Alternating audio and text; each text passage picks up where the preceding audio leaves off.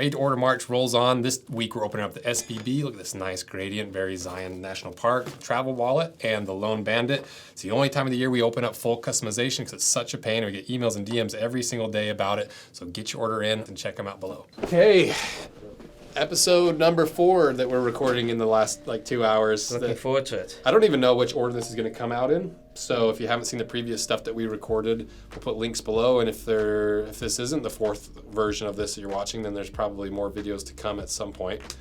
Now it's Q&A time, Kinsey. Fire away the first question. These are probably mostly going to be we asked the YouTube community and we asked the Instagram story, and that's probably it, for questions about Gareth from Jim Green, and maybe some questions for me. People are probably sick of hearing everything from me, so it's probably mostly going to be Gareth. I'm looking forward to it. Yeah. Never done one, so they're fun. Yeah. Okay, fire away. Question number 1. Okay, this is from Instagram. What do you hope the brand will achieve within the next decade? So at the moment, there's been a lot of behind-the-scenes stuff going on. Like this year, we didn't come out. The only new style we came out with was pretty much the barefoot boot, and then our Numzan boot we came out last minute. We're hoping to have it available by Christmas, but as it always goes, we were 2 months late. So. And that's the boots that you're wearing. That's the boot I'm wearing at the moment. Yeah. So a decade's quite a long time. But I think we're just taking it year by year. It has been quite a challenging time back in South Africa at the moment. We're going through periods of 6 hours of what we call load shedding, which is where... Load shedding? Load shedding. Shedding. All shedding. Yeah. All right. Where we don't get electricity. So they just cut electricity. Okay. So we have a massive generator in the factory, and at the moment it's more about getting the right team in place. So... with a growing brand, we want to get the right employees, because making a pair of shoes is not something anyone can do. You need to get the right chaps in place, make sure they're happy working at the factory, and this creates a healthy working environment. So we've just recently repainted our whole factory. We've added on a little extra section, added online office. Oh, cool. Because we were never online brand. Right. And now all of a sudden, we're selling in America, we're selling in Australia, Germany, and obviously our South African online shop has also been growing after Corona. So I'd say in the next decade, being a family-run brand, that's how we would want it to be. And if we can just get to a steady level where there's days where we can work a full year without working short time, maintaining that personal touch that we have at the moment, I think that's where we would like to be in the next 10 years. And obviously a project that's quite close to me is the support we do with Rangers and boots for Rangers. So I would like to extend that project to more than just a pair of boots. But right now, when you're giving away more than, for every 10 you make, giving away one it's quite something tricky to balance. So I think for the next year or two, we want to get the factory ready. We are looking to expand a little bit, hopefully take on the space next door to us, just give us a little bit of extra room to make boots. We want to get some new machinery. A couple of our machines are over 30 years old. Oh, wow. So they've done their time. So I think right now it's about building a base. We don't do any Instagram ads or Facebook ads or Google ads in the States. Back home we do some of that stuff. But I think we just enjoy growing organically, and I think we'll just let the boots take us in the right direction. That's the most wholesome answer. Yeah. I was expecting maybe a Ferrari, Olympic-sized swimming pool. So what's the non-wholesome answer? If, let's say 10 years from now, Jim Green blew up and it's a multi-million-dollar company. New York Fashion Week picked them up, so you've sold out of all your Jim Greens and everything's perfect. What is the one thing you'd buy, or you wish you could do or have, or something personally that's kind of frivolous that you would love in 10 years?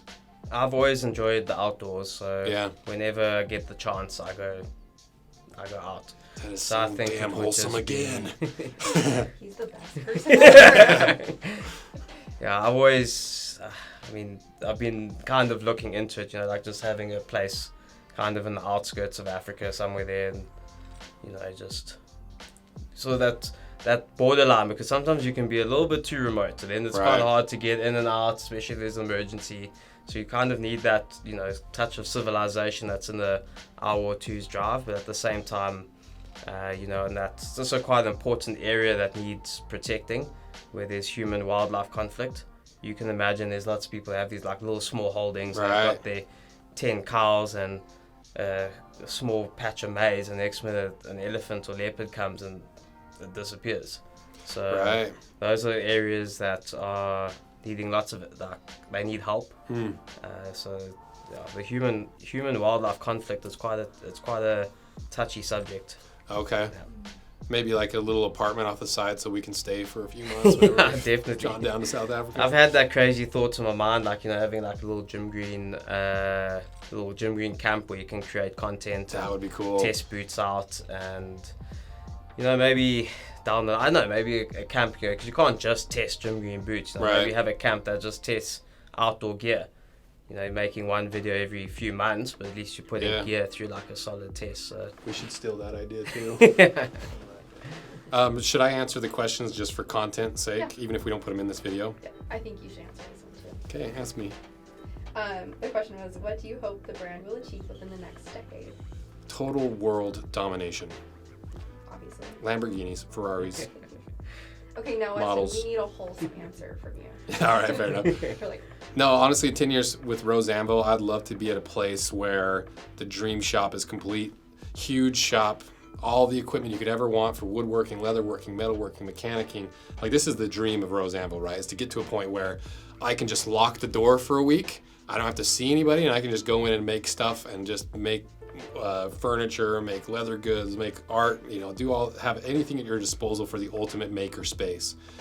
That's like my personal goal with all of it, and that's what all this is about, because I wouldn't be able to do leatherworking videos 3 times a week every week if I wasn't that passionate about it. And so that's kind of my end goal personally with a lot of this, is just getting to a point where I have a huge shop that I can share with the people I love, my friends, the community, to really foster a lot of the creativity that you do with your hands. And not saying like tech stuff and creativity in that way is bad, but there's just something about being able to make something with your hand, and at the end of the day, you're like, this is what I did with my day. This is a physical thing that I made, that I created, that I poured my heart and soul into, that I gave a creative life to. That's what I wanted to foster, because I think that's probably my answer, along with the Lambos and mansions and swimming pools. Yeah. This is a really great question for each of you. We'll start with Gareth. What is your actual everyday boot, if you can even choose one? So right now, I'm in that stitched down patina Thunderdome. Oh, right. So I'm wearing a pair of the barefoots in the natural veg retan. Oh, cool. And there was obviously that curveball where you could enter a second pair. And because I knew I was coming to the States in winter, I thought it would be great to test out our Numzan boot in the walnut veg retan. Which one's more comfortable? So definitely the barefoot boot, yeah. That's the right answer for this podcast either way. So back home, I mean, it's every single day I'm wearing the barefoot African Rangers. But out in Salt Lake City with the snow that's coming, the Numzan boots have been quite handy. Well, and those are a lot more of like a casuals, almost dress style looking boot, whereas like these are clearly like, you're not fooling anybody in these, that they're dress shoes. Like those, they look like they're built on a slightly different last, and they have a little bit different leather. So yeah. So I think over the last 2 years, probably 80% of my time has been in an African Ranger of some kind. Yeah. My answer is pretty similar, because literally since we did this collaboration, either this boot or, I don't know, maybe we shouldn't even talk about that boot yet, or whatever other boot that we've been talking about with Jim Green, I end up wearing these a ton. I wear my Blundstones a ton, just because they're so easy to put on. Like this morning, we went and took some B-roll shots of the Grease Point workwear pants that I bought myself and did an unboxing of, and I just instinctually grabbed whatever I knew was going to be comfortable and I could slip on and off really quick, and that ended up being the Blundstones. And then I also wear my Redbacks a ton, and then those I've got those Cordovan Vibergs that Taylor removed the straps and made it into like a pull-on roper style boot. Yep.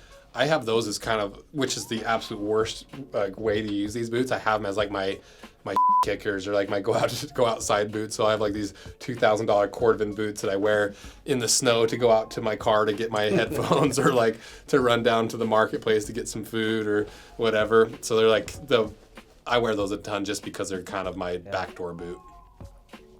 So that's my answer. I just had a question. I guess it's kind of back to business, but where does the majority of your sales or maybe like your fan base come from? What country or what part of the world? So right now our biggest sales is still South Africa. So we mostly do steel toe caps, workwear boots, not wholesale, so actually more direct like end user. So like mines and our telecom companies and stuff, they'll come to us and kit their employees out. So they'll buy at wholesale prices, you know, a couple hundred thousands of pairs at a time. Kit their guys out, steel toe cap boots. We actually do a boot called a live line boot, which is where guys can work on the telephone poles, and if there's a live wire and they stand on it, it won't shock them. It actually runs through, there's like a little piece of wire that runs through the boot, and then the clips here, and they clip it into their pants that they're wearing, and then when they stand on the wire, the electricity will then run through their body. Rather than that's crazy. Yeah, so we do stuff like that. I didn't even know that was a thing. Yeah. Wow. We do funny little thing. We're doing like a metal tassel boot now. I think Redback they do that type with the there's like a little cover here, yeah, a plate. cover on the front there. Yeah. So it's two very different markets for us, which is great because you know, especially here now that we've been selling here 2.5 years, what was acceptable back in South Africa isn't acceptable here from a quality side. So South Africans are now getting a really fine-tuned product. Not that we've changed.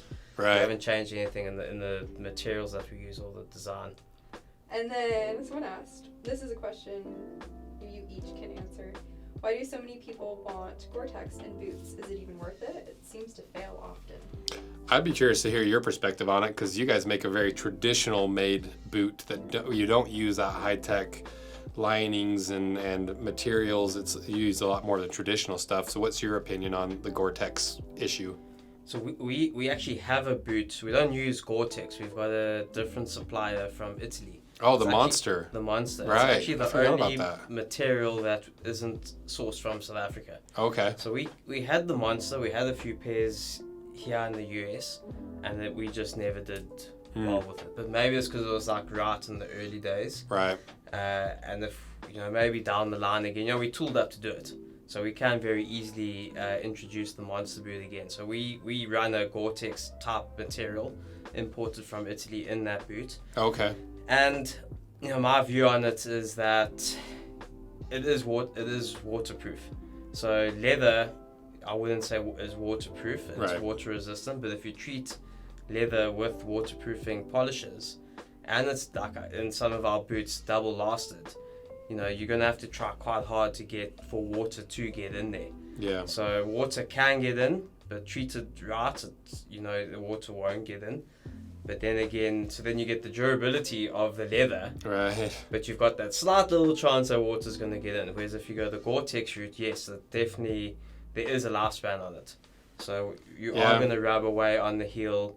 There are weak points in the Gore-Tex material.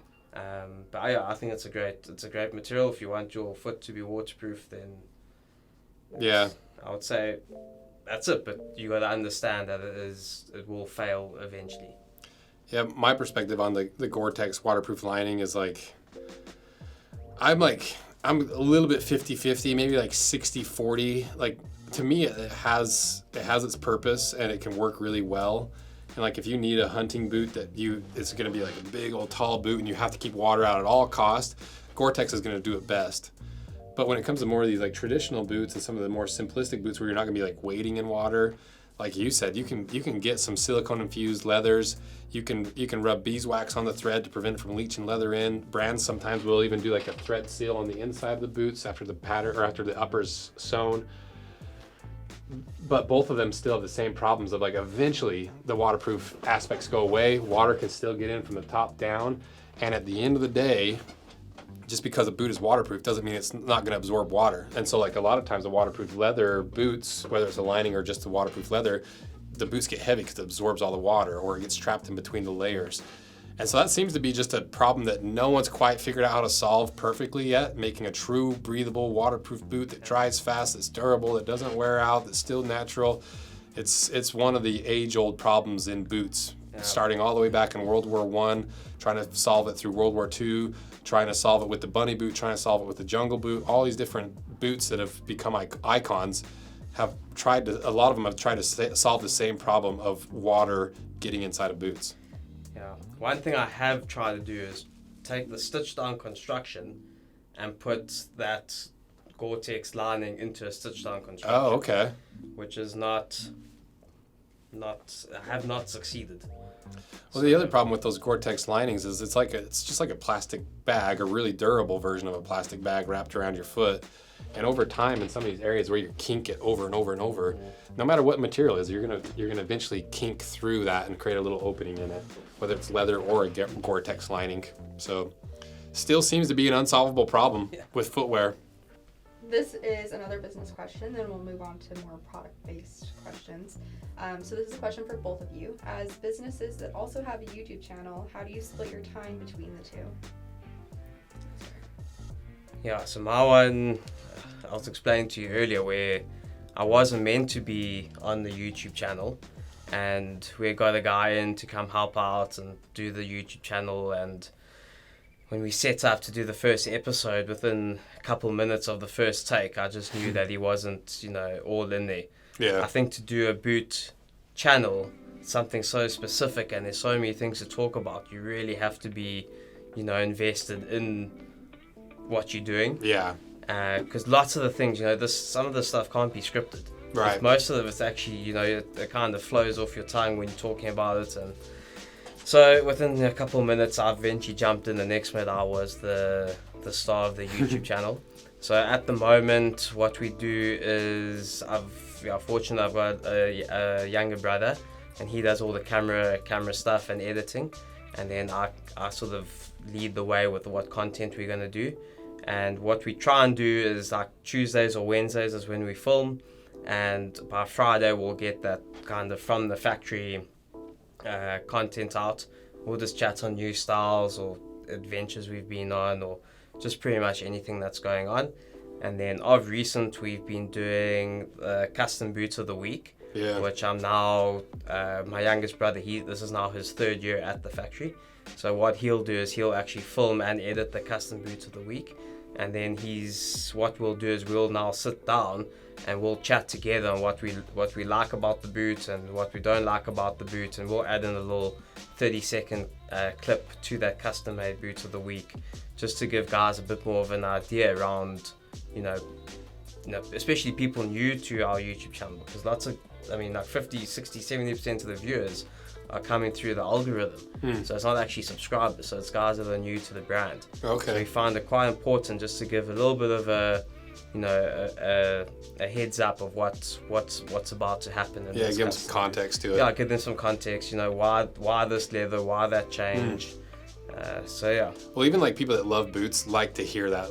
Like when I'm watching content for whether it's like, I've been like some shotgun content I've been watching recently. Like I bought a really cool shotgun, and like I already know how it works. I already know everything about it, but I like getting that extra hit of dopamine every time I hear someone like talk about this or explain a feature or how you could use it or this and that. So I think there's a lot of value in that with this particular industry of just like people just like to hear. Actually, it's every industry. People like to hear you talk about stuff that they're passionate about. Yeah. And then what was it? I forgot what the question was. Oh, how you split your time with YouTube. Yeah. Yeah. As businesses that have YouTube channels, how do you split your time between the two? So for me, I think early on, the whole YouTube channel when we started cutting boots in half was done after hours. So we'd work like the full 8 or 10 hours. And then at like 8 o'clock at night, I would set the camera up in front of the workbench and push record, and like just no energy left in my body. My hair is just like all over the place. And I'd like do these videos. And then I'd work until like 2 a.m. editing and doing all that because we weren't making enough money to hire anybody to help with YouTube. And so I'd do all that work after hours, which was absolutely killing me. It just drained every little bit of life that was left in me. And then eventually the channel started picking up and growing more and more. And then really from the time that I started hiring people till more recently, my time was more spent on setting up systems and processes, growing how we do things, refining who's doing what and how they're doing it, and getting even down to creating a server for all of the content to organize it takes like a week. Yeah. And so like most of my time spent on the YouTube channel is like setting up the channel, building the channel, growing the channel, and significantly less time on like actually scripting and recording and researching, because I probably only spend 5 hours total per video on the actual video. But that's not to say that we don't put enough energy into it, because keep in mind we've cut apart 300 or 400 boots at this point, whereas the first few times we do it, I would spend 20 hours scripting and researching, but then you just kind of learn it so well that I can hop in front of a camera and put down a video pretty quick.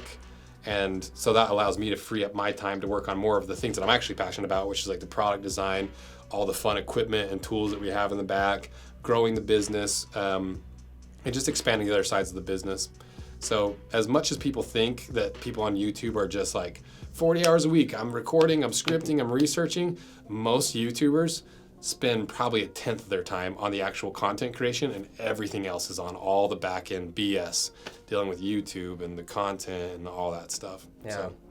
On my side, it's quite, because you're in the factory, you're in and out, you're working on the shoes all day. So when it comes to producing a video, I feel like I've done it 10 times over in my head, and all I'm doing is giving like a 5 to 10 minute little recap of what's unfolded kind of in the factory. So yeah. And that's the other thing with YouTube too, is like we might have been talking about this on camera, but like sometimes you'll be like, all right, I'm gonna make this video have 20 million views, we're gonna spend all the energy and resources and time and research. You post the video and it gets 20,000 views, and then there'll be like one video where you're like, well, I spent like literally 30 minutes recording this. I didn't know this brand. I didn't know, like, I was super sick that day or whatever it happens to be. And all of a sudden it has like 10 million views, and you're like, that's the video that went viral? It's a fickle lady, that algorithm. You guys do a good job. All right, I got a question for you, because we're the same age. Let's rewind the clock 15 years to a young 16, 17-year-old Gareth and Weston. What were you in high school? Were you like a scene kid, your hair like this, listening to sad music, or are you like into sports? Or like what was the Gareth of 2006 like? So I was at boarding school. So from the age of 13, I was all boys boarding school. Okay. It was quite, I would say, quite a strict school. Oh, really? I would have like 4 semesters or terms a year. And then was it a religious? It was a religious school. We were only allowed, I think at the time, 2 weekends every 8 weeks that we were allowed home for a night. To go home? To go home, yeah. Wow. And then we'll obviously get the longer holidays in between that.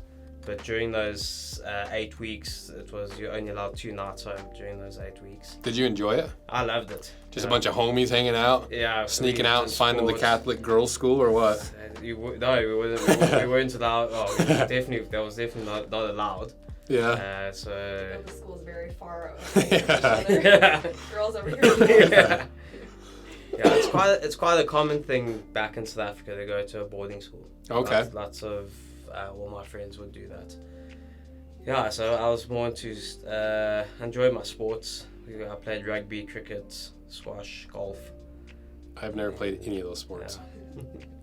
My family's big into golf. Okay. Golf. Golf.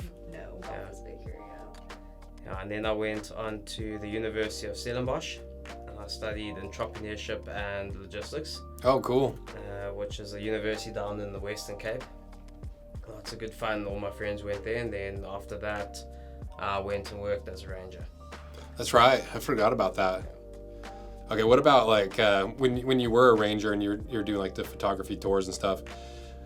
Which people are the worst? Which country of like tourists come and you're like, oh, we got another American here. They don't know how to act, or like another whatever. You can say American. It's I actually believe it's you. actually not. It's actually